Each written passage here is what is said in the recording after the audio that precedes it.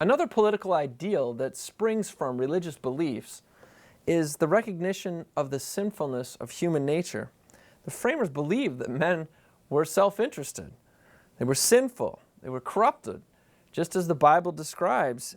And James Madison made the statement, if men were angels, no government would be necessary. Although we even find in the Bible where some angels needed to be governed.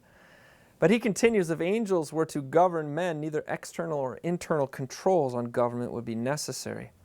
In framing a government which is to be administered by men over men, the great difficulty lies in this. You must first enable the government to control the governed, and in the next place, oblige it to control itself.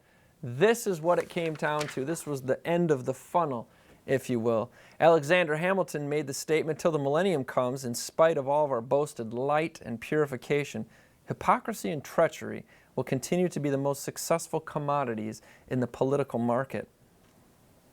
Our founders therefore believed that government was needed to curb men's sinful nature. But they also knew that the rulers in government and their officials have the same sinful nature as all the rest of us. So for that reason, they feared government power, and rightly so. Power tends to corrupt, said Lord Acton. And when you give that power absolute power, it will corrupt absolutely. For that reason, God has limited government power. But we find now in this day and age, as from even the conception of our limited government, that it has eroded. Modern politicians now have largely abandoned the American view of law and government. So now that we've worked through the list of the religious beliefs that transcended into the political philosophy of our framers, we come to the issue that the framers faced at the convention: how to give government enough power to govern effectively, but then limit that power so that government does not become tyrannical and corrupt, given the fallen nature of men. Well, the answer is don't let any individual or agency become too powerful. And the method on how to do this is what we call the Founding Fathers' five-fold formula. And the first in that formula is limited delegated powers. Jefferson said, bind men down with the chains of the Constitution. In other words, if something is not specifically mentioned in the Constitution, the federal government has no authority in that area, such as marriage, education, or health care. Secondly, we have a vertical division of powers. This is your federal, state, and local divisions.